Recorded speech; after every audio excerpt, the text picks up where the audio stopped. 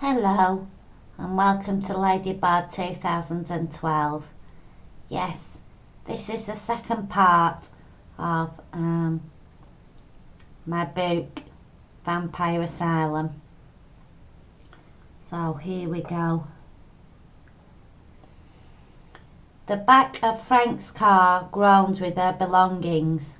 There were suitcases, a portable TV, stereo, records, books, a kettle, an ironing board. Frank circled the grounds, respectfully observing the 20 miles per hour speed limit. In spite of what he said, it was obvious that Frank viewed the place with somewhat suspicion.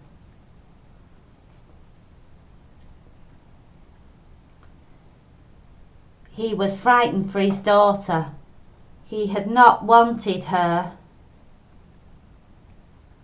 to come here. He wanted her to get married. It was as if a son had joined the army. It was dangerous. He despaired of Grace. Ever since she was little and she had wanted a career, Frank had told her you can't have a baby and a career. I know, Grace told him. I don't want a baby. I want to work and earn my own money. That wasn't the answer he had wanted. He didn't want her to work.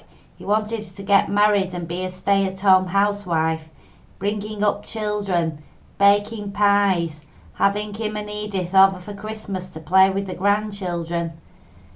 His moderate speed was as much to do with the expectation that some poor deranged soul would run out in front of the car. A sign said 20 miles per hour. Actually, he was doing more like 10. The engine kept cutting out. He nervously fiddled with the keys in the ignition. He couldn't wait to get out of the place. He didn't like leaving his daughter here, but she was obstinate like her mother. Edith was always prattling on about women's rights. Why on earth Grace wanted to work in an asylum was beyond him. He tried fixing her up with some nice young man, but she didn't seem to like any of them. Actually, it was rather his idea she became a nurse. However, he'd suggested general nursing. He wanted her to get a job in Chorley Hospital and meet a nice doctor. However, Grace had said she couldn't stand blood and had got herself on a YTS scheme working in a convent. He had become hysterical when he found out she'd applied to Badger Hospital. Over my dead body, he said. However, Edith stuck up for her, saying she was proud she was getting in a job. In the end, he'd been forced to back down. This was breaking his heart, but there was nothing he could do about it. She was 18, an adult by law, but she was still his baby. How big is this place? He asked with wonderment. Then he said, answering his own question with just as much disbelief, It's huge! He realised he was driving round in circles. He stopped the car to study the map again. People ambled aimlessly to and fro with no particular place to go and with little regard being paid to where they had come from. He wound the window down and spoke meekly to an old man with wrinkled face and grey hair. Do you know the way to the nurses' hostel? Asked Frank. Cross my palm with silver and I'll tell you your fortune, he said. Then almost apologetically, the psychiatrist gave me a frontal lobotomy. It didn't work. What's a frontal lobotomy? Asked Grace curiously. They removed part of my brain because I'm psychic and hear voices, he said. It didn't work. Grace gasped in horror. She decided not to tell anybody ever that she sometimes heard voices. It's best to keep these things to oneself. Grace repressed the urge to talk back to her voices. She thought back to them instead. Actually, she felt a bit frightened. Hearing voices was normal, wasn't it? They'd removed part of the man's brain. Stop, she thought. What am I doing here? What if they section me? Then she remembered the hospital was closing. Obviously things had changed since this unfortunate old man was admitted. Tom, the old man, was famous around the hospital for his prophecies and otherworldly advice, and it was how he made his cigarette money. Actually, his prophecies were astoundingly accurate. He had no qualms about giving people bad news, and at times his eyes almost danced with delight as his face struggled to remain sympathetic to the tone of the bad news he was passing along to the staff he detested. "Give us 50p, Edith," said Frank. They were both superstitious about gypsies. Edith believed they could put curses on people. They always gave them small change when they knocked on the door. He cautiously put the coin in the old man's outstretched hand. He looked at the coin smiling, then stood up proudly and looked at Frank in the eye. "You're going to get letters from abroad," he said simply, before adding in the same flat tone of voice, "and your daughter's going to get you arrested." He studied Frank intently, his wrinkled face full of sincerity, his eyes betraying ambivalence. He was notorious around the hospital for being spot on with his predictions.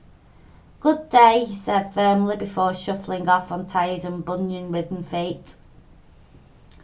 Frank looked startled for a second before reclaiming his composure by looking at his wife. "You're not going to get me arrested, Grace, are you?" he asked, panic rising in his voice. "Why would I get you arrested?" replied Grace simply. It was not exactly the firm assurance Frank had been seeking. He quickly returned his attention to studying the map he had been given. He held it one way, then another, trying to get his bearings as to where they were in the hospital. Grace wondered if the old man had been sectioned into care of the hospital just for being psychic. Approaching strangers and demanding silver for unasked for advice could be frowned upon by many members of society. It only takes one frightened child or annoyed housewife of a nervous disposition out on her weekly shop to get word through to the powers that be. Actually, Grace thought people were soft, the things they got frightened about and stuff. Either you believe in gypsies or you don't. What's the point in getting hysterical about them? Frank stopped again, and this time he asked another man the same question. Hopefully it will be second time lucky. "The nurses' hostel," said the man. "It's down the bottom, the big building next to the tennis courts." Frank thanked the man for his help, then he drove around and came to a large old Victorian building. He pulled up into the car park. There were no signs to indicate that it was a nurses' hostel. "This must be it," he said, but his voice betrayed his uncertainty. "This is a big building next to the tennis courts." The huge imposing building curled around the car park. It had lots of tiny windows. Grace thought it looked a bit like a prison or some Dickinson workhouse, only there were no bars at the windows. Her heart sank a little. The building didn't look very inviting at all. Frank, Edith and Grace got out of the car and looked around with awe at the size of the hospital. There were huge Victorian-sized buildings everywhere, separated by well-maintained grass lawns. Daisies popped their heads up in the close-cropped grass. Grace liked daisies. They brought back fond memories of her and her mother making daisy chains in the park. The hospital was the size of a small village. Grace knew that this was only one of many British asylums.